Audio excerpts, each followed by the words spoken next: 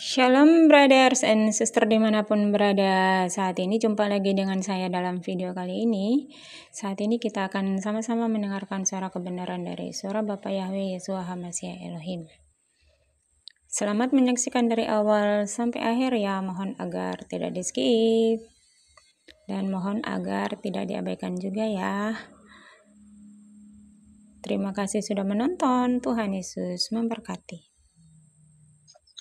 Bapak Ibu, saudara-saudari yang dikasih di dalam nama Tuhan kita Yesus Kristus, mari kita buka Alkitab kita bersama-sama dari Injil Ibrani pasal yang keempat, ayat yang ke-11 sampai 13. Ibrani 4:11 sampai 13. Di dalam nama Tuhan kita Yesus Kristus, mari kita bacakan bersama-sama Bapak Ibu. Yang ke-11, karena itu baiklah kita berusaha untuk masuk ke dalam perhentian itu, supaya jangan seorang pun jatuh karena mengikuti contoh ketidaktaatan itu juga. Ke-12, sebab firman Allah hidup dan kuat dan lebih tajam dari pedang bermata dua, manapun ia menusuk amat dalam sampai memisahkan jiwa dan roh, sendi-sendi dan sumsum. Ia sanggup membedakan pertimbangan dan pikiran hati kita. 13, dan tidak ada suatu makhluk pun yang tersembunyi di hadapannya, sebab segala sesuatu telanjang dan terbuka di depan mata Dia, yang kepadanya kita harus memberikan pertanggungjawaban. Demikian firman Tuhan. Dan sebelumnya kami menyapa Salam Elohim bagi kita semua, baik pasukan 77 yang ada di Zoom dan pemirsa yang ada di live streaming YouTube kami. Selamat pagi, selamat bergabung, selamat beribadah. Salam damai sejahtera, salam sukacita di dalam kasih Tuhan kita Yesus Kristus. Haleluya, amin. Dan sebelum kita tiba di renungan firman Tuhan, dan saya secara pribadi mewakili keluarga besar atas belang sungkawa dari pasukan 77, Bapak Ibu saudara-saudari ya, yang telah turut untuk mengucapkan turut berduka cita, dan saya mengucapkan terima kasih banyak atas perhatiannya kepada khususnya saya pribadi, manusia yang berdosa ini. Dan tidak ada yang bisa kami lakukan selain berterima kasih.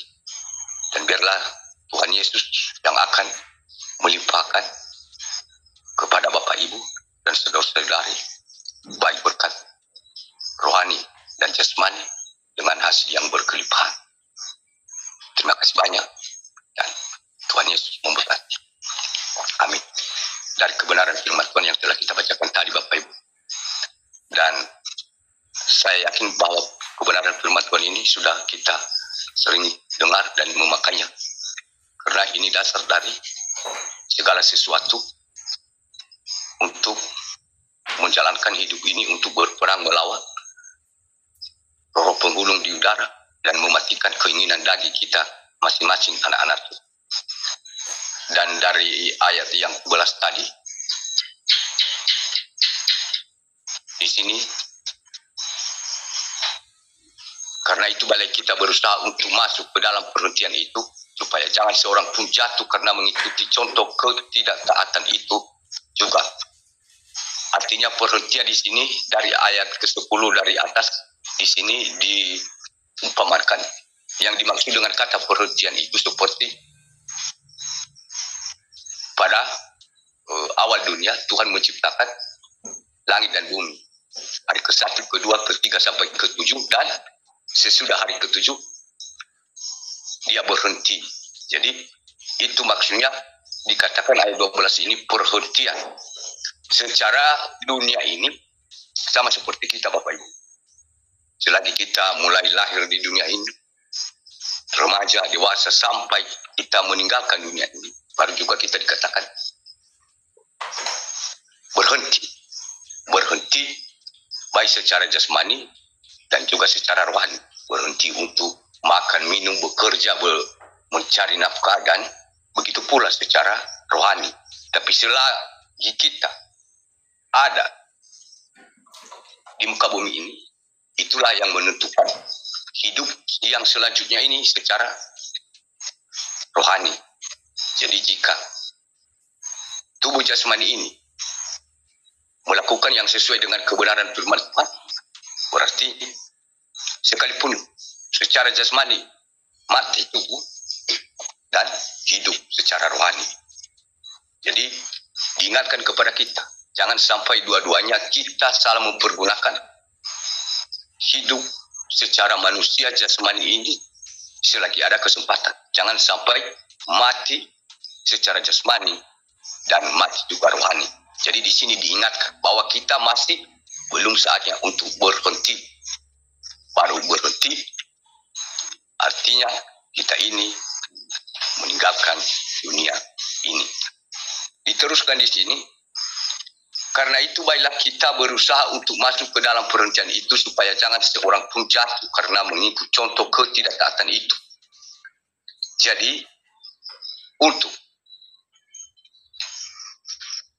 mendapat perhentian itu secara jasmani,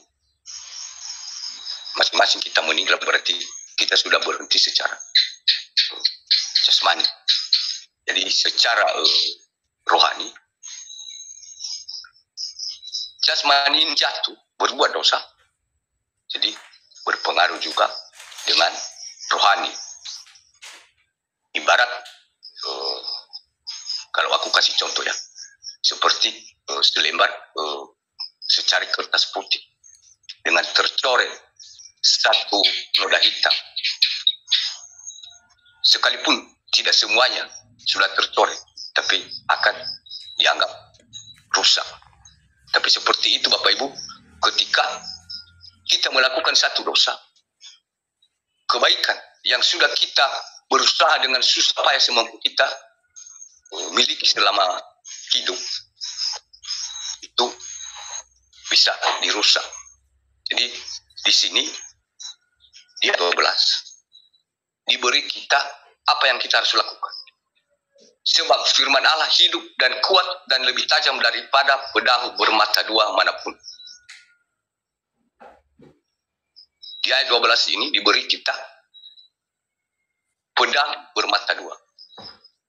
Pedang bermata dua Bapak Ibu, artinya kuasa kebenaran dari firman Tuhan. Kalau kita dulu bertanya, bagaimana pedang bermata dua? Artinya sama-sama mata, bukan hanya sebelah depan dan bukan juga hanya sebelah kita. Jadi kalau kita memakai pedang bermata dua itu, pasti sebelum dia melukai musuh, tentu kita sudah duluan dilukainya, karena matanya menghadap sama kita juga. Jadi bagaimana kita mengetahui supaya apakah pedang itu tidak akan melukai kita, tapi akan melukai musuh, mempergunakannya. Artinya istilahnya, kalau dunia ini harus pakai jurus. Tanpa kita memiliki jurusnya, tentu tidak bisa kita menguasainya. Artinya kita tundukkan secara manusia jasmani, logika. Kalau kita berbicara, kita tundukkan dulu. Bisa kita menguasai dia. Cara menguasainya Bapak Ibu, artinya menjadi pelaku firman Tuhan. Dengan kita sudah menjadi pelaku firman Tuhan, itu akan membentengi kita secara logika. Saya ambil contoh, pada saat saya difitnah. Tapi karena firman Tuhan itu sudah tertanam dalam hati saya, pada saat saya difitnah, firman Tuhan yang tadi berkata, jangan balas kejahatan dengan kejahatan. Berarti itu tandanya sudah mulai hidup. Karena dia sudah hidup, dia berkuasa sehingga dia bisa mengendalikan saya dari berbuat jahat. Sehingga dia bisa memisahkan saya untuk jatuh ke dalam dosa, menjadi pedang bermata dua. Jadi kalau seandainya tadi saya belum menghafal, menghidupkan firman Tuhan itu, hanya sebagai pendengar, hanya ikut-ikutan, berarti masih jurusnya belum saya kuasai. Bisa saja pedang itu saya yang lukai. Jadi itu jurus pertama Bapak Ibu. Diberi kita jurus bahwa kita menjadi pelaku. Dari situ.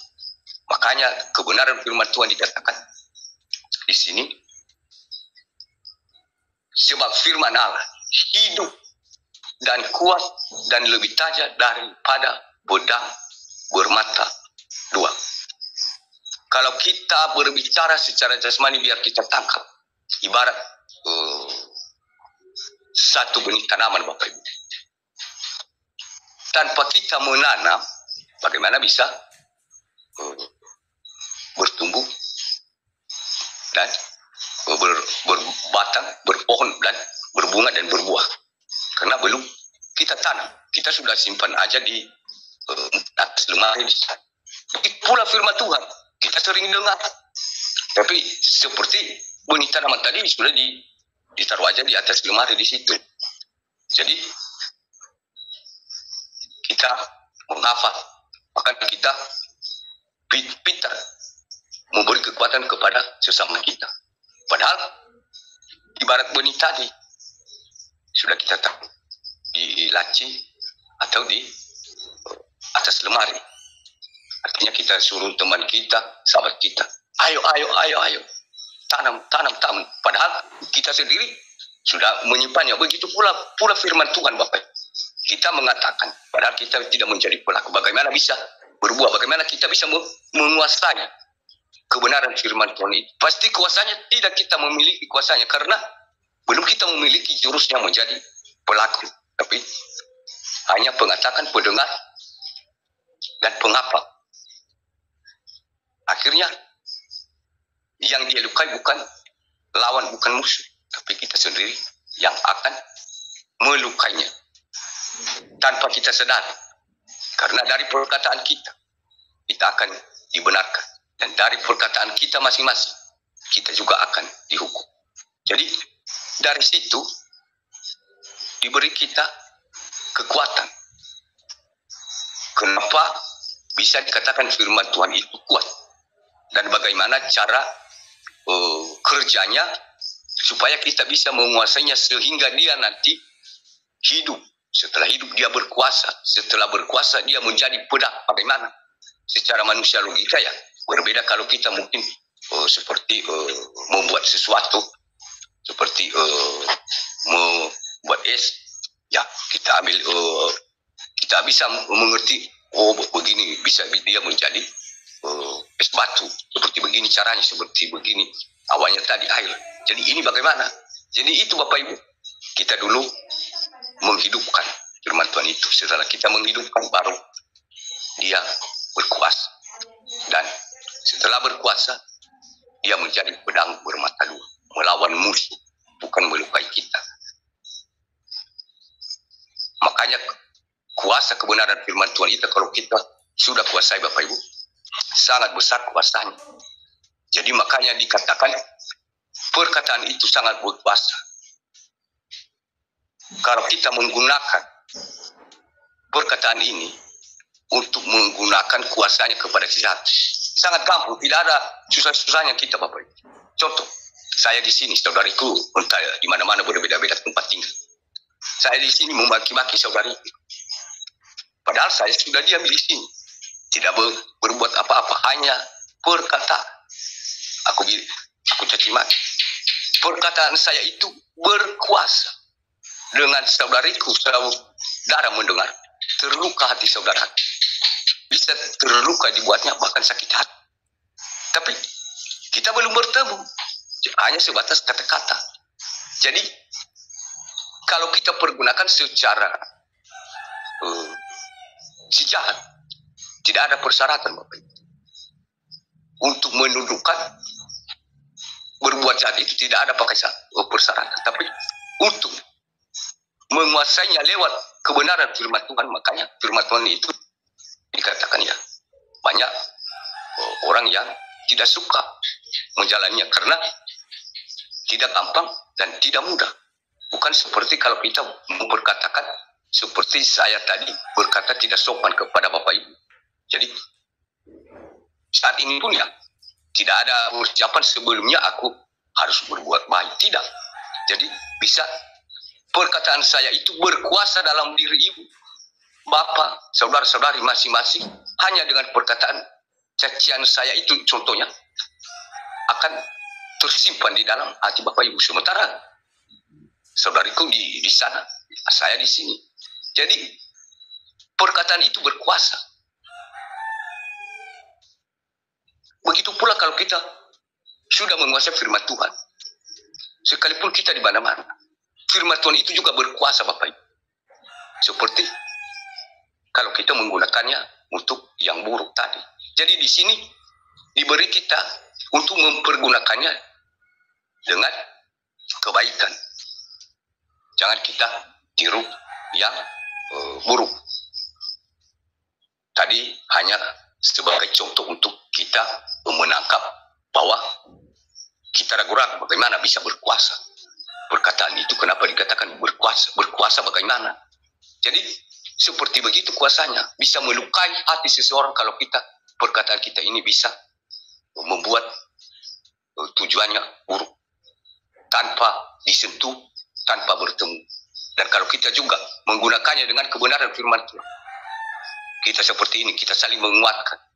Saya sudah pernah merasakan seperti itu, saya difitnah, saya dihina dan lain-lain, dan aku kuat karena kebenaran firman Tuhan. Jangan balas kejahatan dengan kejahatan.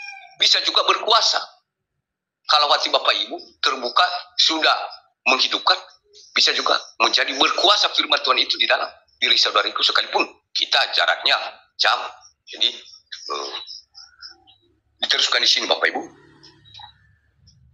ia menusuk amat dalam sampai memisahkan jiwa dan roh, sendi-sendi dan sumsum. Ia sanggup membedakan pertimbangan dan pikiran hati kita. Nah, dari sini diberi kita pengertian lebih dalam lagi.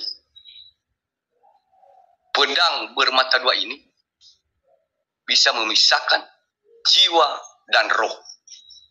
Jiwa Bapak Ibu artinya sifat.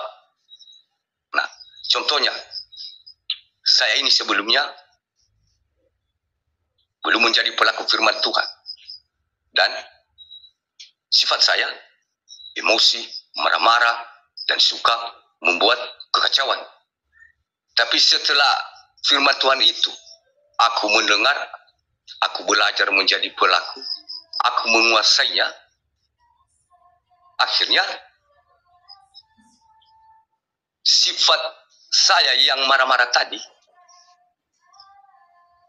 bisa tanpa sadar satu persatu berubah. Artinya itu yang dikatakan jiwa dan roh. Jadi bisa dipisahkan dari jiwa sifat. Seperti kalau dikatakan ya kawan itu ya sifatnya cepat emosi. Jadi dengan sudah menguasai kebenaran firman Tuhan, sudah menjadi pedang bermata dua, emosi itu bisa dia pisahkan dari sikap yang buruk sebelumnya. Jadi kira-kira begitu ya, mungkin Bapak Ibu bisa tangkap. Dan sendi-sendi dan sumsum ya sanggup membedakan pertimbangan dan pikiran hati kita. Jadi di sini dia semua bisa kendalikan semua anggota tubuh kita ini, anggota tubuh kita ini. Kalau dulu kita lebih suka mendengarkan lagu-lagu yang membuat hati kita ini secara manusia jasmani seperti terbang di awan-awan dan seperti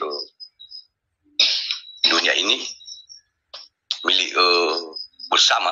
Nah, dengan sudah kita menguasai firman Tuhan yang lebih tajam dari pedang bermata dua ini, dia bisa mengubah kita. Artinya semua anggota tubuh kita ini bisa diubahnya. Kalau dulu kita malas berdoa karena dia sudah menguasai kita, dia berkuasa, dia sudah hidup, dia berkata berdoa, berdoa, berdoa. Jadi dia berkuasa sehingga semua anggota tubuh kita ini dia kendalikan karena sudah menyatu dengan kita. Tentu kalau kita belum menguasainya, pasti kalau dulu kita tidak berdoa, dan dia bilang ya masih lama lagi, kamu masih muda, kamu masih remaja, dan kami jangan anggap kamu itu tua, masih lama lagi. Jadi seperti begitu karena belum berkuasa dan belum kita menguasai jurusnya. Jadi sehingga bisa membedakan pertimbangan dan pikiran hati kita. Pertimbangan dan pikiran hati kita. Pertimbangan ini biasanya ya, kalau ada sesuatu yang kita beli Bapak Ibu pakai timbangan kan, berarti ukuran yang kita beli, yang kita bayar. Artinya dalam mengatakan sesuatu, apa yang kita lakukan harus kita bandingkan apakah ini yang sesuai dengan kehendak manusia atau kehendak Tuhan. Kita bisa bedakan, tapi kalau ini sesuai dengan kehendak manusia tapi tidak sesuai dengan kehendak Tuhan, berarti ya ini salah. Jadi sehingga dia bisa memberi kita pertimbangan mana yang benar di hadapan Tuhan dan mana yang tidak. Makanya dikatakan di sini bisa membedakan pertimbangan dan pikiran hati kita. Pikiran hati kita berpikir, saya melakukan ini, apakah dosa atau tidak? Kalau dosa, saya tidak melakukannya. Nah, kalau kita belum memiliki pedang bermata dua, belum kita menguasai jurus-jurusnya, belum kita menjadi pelaku, hanya pendengar, tentu dia tidak memberi pertimbangan ini.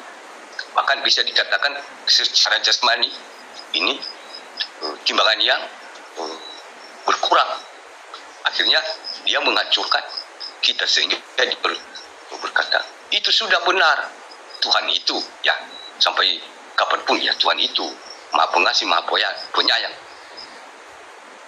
Besok-besok lah, hari ini dulu ya, tak usah memuji menyembah, tak usah. Besok lagi, sampai besok begitu sampai kita mati, karena kita belum bisa menguasai pertimbangan itu karena dasar atau alas pertimbangan itu adalah timbangan itu, yaitu pedang bermata dua.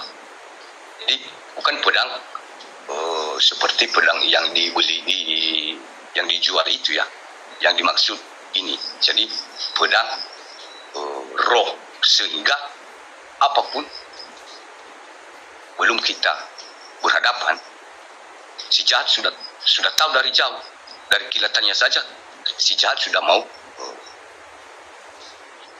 lari, apalagi mendekat. Jadi dari kebenaran firman Tuhan yang sudah kita lakukan Bapak Ibu, itu terlihat pertimbangan yang kita perbuat itu juga yang akan kita miliki sesuatu, apakah pedang kecil, sederhana, atau pedang besar. Jadi sesuai dengan timbangan yang kita perbuat, apakah kita sudah memiliki untuk mengampuni, berarti mungkin ya kita memiliki pedang agak-agak sedang ya, tidak kecil dan tidak juga besar. Nah, kalau kita lagi melakukan tidak membalas kejahatan, mengasihi orang yang menyakiti kita, mungkin bertambah lagi besarnya. Jadi ukuran yang kita tabur itu juga ukuran pedang yang kita miliki. Bukan dalam arti kita sudah belajar memaafkan, mengampuni, dan kita berpikir, aku ini nanti punya pedang yang sangat besar ya, dan bagaimana ya. Tidak Bapak Ibu, tapi harus pertimbangan kita yang apakah kita tabur, seperti itu juga pertimbangannya.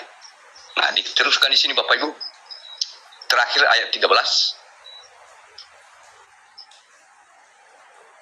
Dan tidak ada suatu makhluk pun yang tersembunyi di hadapannya, sebab segala sesuatu telanjang dan terbuka di depan mata Dia, yang kepadanya kita harus memberikan pertanggungan jawab. Nah, di sini Bapak Ibu, kita kembali lagi dari awal. Kalau kita hanya ikut-ikutan, bahkan hujan pun, segala pun halangan, kita harus berusaha untuk pergi ke rumah ibadah, supaya jangan sampai orang memikirkan kita, oh hari ini belum kamu lihat si Bapak ini kan, iya belum. Jadi hanya demi mempertahankan itu, jadi sampai mati kita berusaha, segala tantangan kita, ya aku harus ke rumah ibadah dulu. Seperti terlihat orang yang beriman, padahal hanya sebagai pendengar, menghafal. Dan di mata Tuhan tidak ada yang tersembunyi. Sekalipun manusia menyanjung, oh ini patut dicontohkannya. Coba dalam 1 tahun hanya dia tidak pernah abstain. Ia secara manusia, tapi bukan takaran atau timbangan manusia yang dipakai seperti di pasar ini, tapi takaran Tuhan. Manusia tidak bisa berpura-pura di hadapan Tuhan, bisa di hadapan manusia. Di sini kita diingatkan bahwa kita belum berhenti sampai ke perhentian untuk melakukan baik secara jasmani dan rohani. Secara jasmani kita juga menjaga tubuh ini dan melawan juga kuasa-kuasa yang menjatuhkan tubuh ini, sehingga kita jangan sampai jatuh sebelum kita meninggalkan dunia ini. Dan harus kita diberi jurus untuk menguasai pedang, sekalipun pedang itu kecil, sederhana, tapi mari Bapak Ibu kita belajar untuk mengendalikannya, menguasai, sehingga yaitu bisa melukai, melawan musuh kita, bukan melukai diri kita sendiri. Mari kita menjadi pelaku firman Tuhan. Di sini dikatakan kepada kita Bapak Ibu, memberi pertanggungan jawab. Jadi istilahnya, kalau kita menanam yang buruk, pasti bukan orang lain yang akan menuainya. Ibarat kalau saya tanam pisang, sekalipun saya berdoa 24 jam setiap hari, setiap malam, supaya Tuhan ubah ini menjadi padi. Kita menanam pisang, banyak pisang. Kita menanam padi, banyak padi. Kita menanam kebaikan, banyak kebaikan dengan hasil yang berkelimpahan. Begitu juga keburukan. Satu kata kotor, bayar. Itu yang kita beri tanggung jawab pada saat perhentian itu nanti tiba. Di sini diingatkan kepada kita, mari sebelum tiba perhentian kita itu Bapak, mari kita bertanya kepada hati kita dan kepada Tuhan. Kita meminta Roh Kudus untuk memimpin kita, supaya kita ini benar-benar memberi pertanggungan jawaban yang membuat sekalipun mati secara jasmani dan hidup secara rohani. Jadi kira-kira begitu Bapak Ibu kebenaran firman Tuhan. Dan kami mengerti kami hanya manusia berdosa yang tidak tahu apa-apa. Banyak kelemahan kami, dan semoga Roh Kudus yang akan bekerja di dalam hati kita masing-masing, anak-anak Tuhan, dan